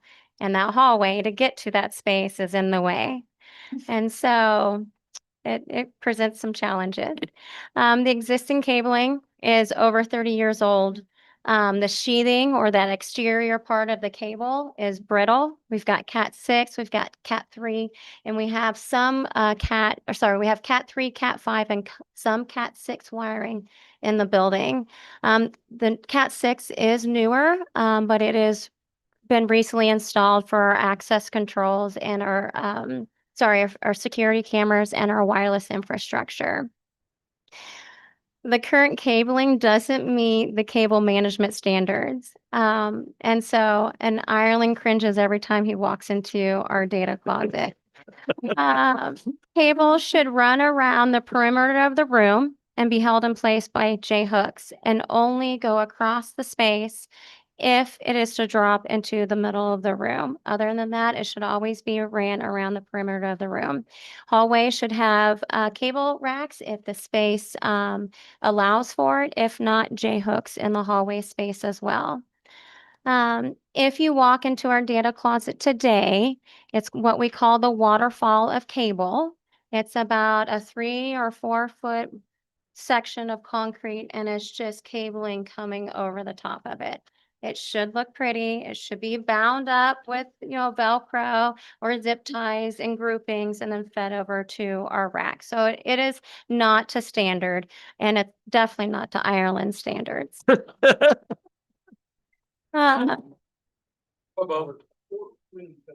Our Plenum code, you're absolutely right. Some of that old cable does not meet code. The existing data closet presents further challenges because we co-locate in that space with the air handling unit. And so when they go in, they're going to take up more space, which is not going to allow us much space to be able to work in that data closet. So we worked with facilities management to find a new location for our data closet. And thank you for Teresa Eastman for giving up part of her office space for the new data closet. That was very nice of her. And so we are going to be moving to a more central location.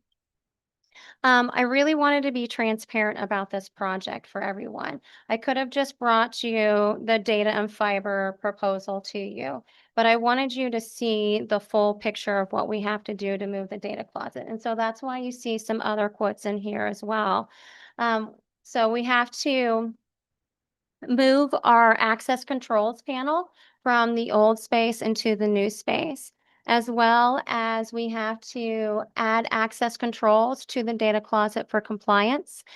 And since ADS is on campus right now installing our access controls for our residence halls, and they'll already be in the building, we added 2 doors to the student services area so we could reduce the amount of physical keys that we have on our campus. We have a lot of physical keys on our campus and they go missing and Ireland has to rekey and change course. So we're trying to reduce the physical keys. Why? Why are we putting in key doors? Their doors are already there. We're just putting access controls. Okay. So sorry for the confusion. The doors are already there. Yep. So in addition to all this, we have the fiber relocation. So the building is fed by fiber into our old data closet, and we'll need to move that into the new closet. So there's fiber splicing or fiber fusion splicing that has to take place. That's a part of this proposal. When we initially budgeted for this project, when we knew that Ireland was going to work on the 600 building, we budgeted $75,000 for the fiber and data needs. The average cost for a network line, depending on the size of the project, is going to be between $350 to $450 a network line. And so smaller projects are going to be more, and larger projects are going to be, towards that lower end. When we did the budgetary numbers, we were over budget by 25 to 35K. And so I asked Chip to get creative, and he gave me his little funny, "You've lost your mind," laughed and left my office. And so he got creative, and he came back and he goes, "I cannot believe that Vision Communication has agreed to this."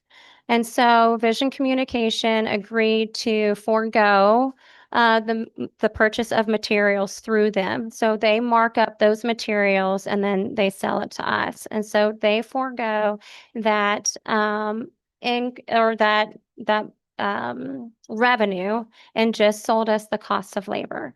So what you see on the Vision Communication bid is just labor for $42,000, which includes the data wiring and fiber. The fiber is about $15,000, and the data wiring is about the other $27,000. That comes out to about $114 a network line, and then you add the materials in there for about $94, $95, and you're looking at about $210 per network line. So with Chip being strategic and convincing Vision that we really needed their help on being a strategic partner, he decreased our costs tremendously. So I appreciate all of his hard work on this. Total with everything that you see on this TFA is $89,000 with the added doors. So we have the $42,000 for the network lines and fiber. We have almost $6,000 in demolition of the old wiring out of the ceiling, and then the cost for the access controls. So is Chip our new Amy? Chip does a great job. New Amy. Yeah. Well, we've worked in the past. I know this company lives down the street. Oh. He's gonna have to come around. I like how Christina, in telling the story, brought other entities into her story. There's no other company I can find that do this. That's why you only have one there's how many take on projects when they lose all their profit. And they're taking a big risk because we're wiring a building that's full of people. Yeah, Like rewiring the power in a building is never. right. Well, then I'll make the motion to approve the investment in network infrastructure modernization as part of the HVAC renovation project to ensure safety, compliance, operational continuity, and long-term technical sustainability. And did you say it was what, 89? I came up with $89,005.94. What I have. Okay. My math is correct. Got a motion. Shelby, second. Yeah. Trustee Good, Yes. trustee Howell. Yes. Trustee Rhodes. Yes. Trustee Hueslick. Yep. Trustee Shearer. Yes. Trustee Brown is absent. Trustee Smith. Yes. Okay, thanks all. That's it. So thank you, Christina. You cannot bring anything more. Nothing. Probably. Okay, next Be up, less sad. Corey gave us a little foreshadowing in this one, so the sabbatical request for Susan Forrest. Anything to present other than what's? I have nothing to add. Proposal that you guys have already seen, but I'm here to answer questions if you have anything about the process, or if I can try to clarify something about. We have never seen a request. Jump up to the end. Oh, Yeah. sure, that's fine. Yeah, that's okay. This is okay. We have never, as a board, seen a request for a sabbatical like this. This is beautiful. This is what a sabbatical should look like. It's so clear It and is. well organized. I Okay. So I think if from now on, you tell them, you write them like Susan and we'll approve it. By the Susan Forrest method and Yes, that every time. it's beautiful. So then are you gonna make the motion? Well, when- So just to be clear, I get to vote on. I move the board approves the sabbatical leave. It's for one semester, am I right? Fall semester of 26 for Susan Forrest. Second. Trustee Good, Yes. trustee Howell, trustee Rhodes, Yes. trustee Hueslig, Yes. trustee Shearer, Yes. trustee Brown is absent, trustee Smith. Yes. Passes 6-0. Thanks, everybody. Corey, thanks for being here. The next one was our ADA, which we moved. So I think that takes us out of our action items. No, we got one more. Sorry. Oh, we do. I know it. We don't like this one. He said that is enough. She has graciously stayed and helped us, and we're very appreciative of that.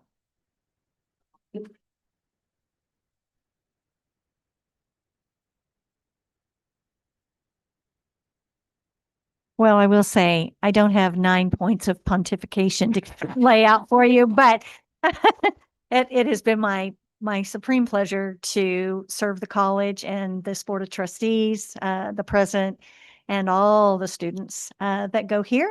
I've actually been here 23 years, including my teaching, and then the 9 years as your director and leader in HR. So it's hard to leave, but I am super excited to spend more time just doing whatever you do in retirement, and I'll figure that out. So thank you so much for your support and You've been and wonderful. being a support to what we do in HR and throughout the college. Do we have a replacement yet? We do not. We do not yet, so we're Stay on till we get. I that was my original thought until we had 2 failed searches, and now it's time to go. So I appreciate it. Well, just a little hint, if you have popsicles in your freezer, you can attract kids and, Yeah, you know, yeah. So sit in the driveway. so what are we gonna do with that on human resources? Well, we have a director who reports up to me, and that's Tiffany Rhodes. Okay. And she is quite capable of running the department and making sure things stay on task. I'm teaching her I'm really going over in detail some of my tasks that need to continue to move forward. She's quite capable to do those things. And so she will step up and do a fabulous job. And her husband will support her. I hope so. Sitting in line. I've enjoyed your sense of humor. Thank you. Thank Yeah. you. Conditionally accept her resignation. Conditional. Never done that. I guess so. Okay, thank you. So who's gonna make the motion? I move to accept the resignation of Shelley Stoltz. And I'll second. Reluctantly. Trustee Good, No. trustee Howell, trustee Rhodes, trustee Hueslig, Yes. trustee Shearer, Reluctantly, yes, too. trustee Brown is absent, trustee Smith. 5-1. Thank you, Kelly. Thank you, thank you, thank you. We'll move on, consent agenda. We'll entertain a motion to approve that as it has been presented. Can I ask one question real quick? I don't want to pull it out. There's the work comp for the fire residency. It doesn't say a total of that. It says it's gonna be paid out of the budget for the fire residency funds, What page are you on? 102. Thank you. I just didn't know if this was a new money we have to spend or if it's gonna be covered by fees. There just wasn't any total in there. I assume it's nominal. I just don't like approving something not known.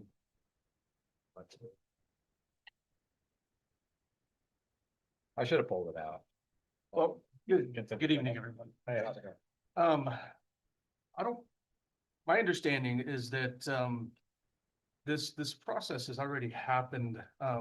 It's been happening. So whenever our fire science residents, start engaging, with the city of, El Dorado Fire Department, after 2 weeks, city of El Dorado takes on the workers' comp. What this proposal is just making it more official that they have to complete the volunteer firefighter training. So I don't know, the process isn't necessarily different, as far as like, Butler covering workers' comp for the first 2 weeks of their participation, and then the city of El Dorado takes on the, thereafter. This is just making it official that once they complete the volunteer firefighter training, the city of El Dorado then takes on the workers' compensation problem. I'm not sure if I have but I would have the correct answer, like where it's. Yeah, that's fine. Other than the college has been taking on workers' comp the first 2 weeks of their participation. Okay. Well, it appears to me on the recommend from the first, that if there's any way we can communicate. All right. Thank you, sir. I move we approve workman's comp and act. No, just the consent agenda. Whole shebang. What were you talking about? I should have pulled it out for an action. Item, Oh. but I didn't. Approve. I wanted to ask a question, so I did it wrong. I move we approve the consent agenda. I second. Trustee Good. Yes. Trustee Howell.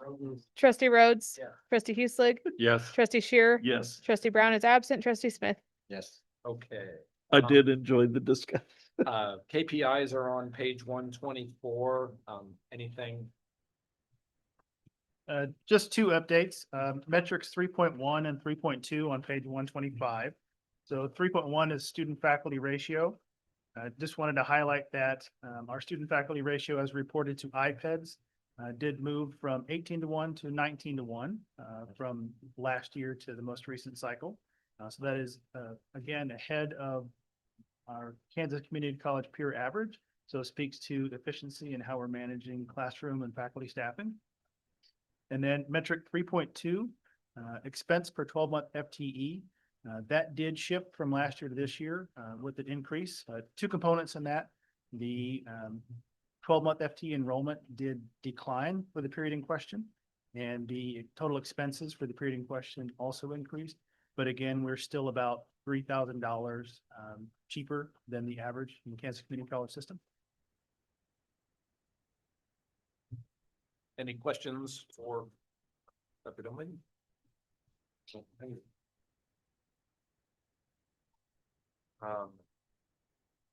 Daniel, do you want to go at your sheet?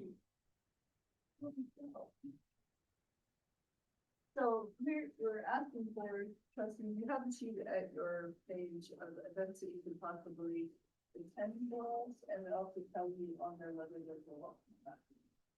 It actually doesn't say that on there. They've got the dates on the sheet. So Early College Academy graduation is Saturday, May 9th at 10 o'clock in the gym. If you would like to provide the welcome, they need someone to do that on behalf of the board. And then if you'd let me know if you're attending, they'll reserve seating as well. Could you tell me the date again, please? Saturday, May 9th at 10 o'clock. I know that I'm attending that. I'll do it. Okay. 10 o'clock. Mm-hmm. The Redler Toke ceremony, they don't need a welcome for that one, but if you're attending, just let me know. That is May 9th at 2 o'clock at the Redler Institute.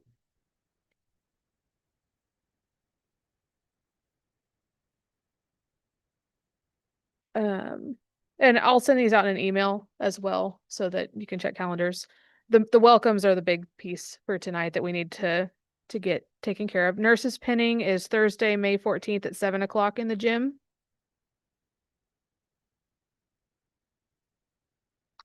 And I think I have that down on my calendar when I looked at the book to be there. Do you want to provide the welcome? I will. Okay. Honors and awards is Friday, May 15th at 1:30 in the gym. Jim, Aaron? You want to do it? On my calendar with me. Oh. So feels. I'll send them out. Can you do it, Aaron? I'll have to check. I usually see patients till 3. Okay. And then commencement is Friday, May 15th at 7 o'clock at the stadium. I think the board chair typically brings the greeting on behalf of the board at that one. And I will have a parking pass for you for commencement. Thank as you. well. Thank you. I may be able to attend this. Bruce did that last.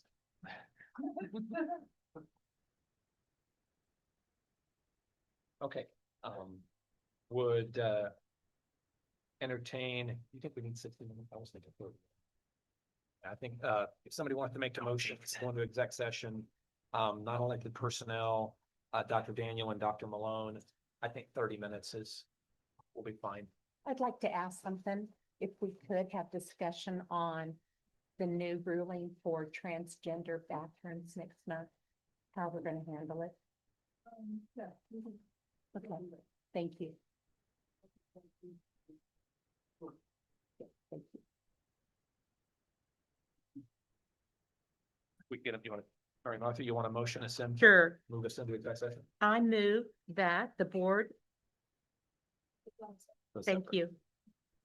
It's a separate sheet. I move the board recess into executive session for discussion relating to non-elected personnel with which if discussed in open meeting may violate the right to privacy to include the board, Dr. Tamara Daniel and Dr. Mark Malone, who is president. Meeting will resume in 30 minutes. I'll second. Okay, trustee Good, Yes. trustee Howell, Rhodes, Yes. trustee Hueslig, Yes. trustee Shearer, Yes. trustee Brown is absent, trustee Smith. Yes. Okay, 6-0. Thanks, everybody. Thanks all that are here. We have nothing else on the agenda when we get out, so all we'll be doing is adjourning after the exec session. Trustee, I really would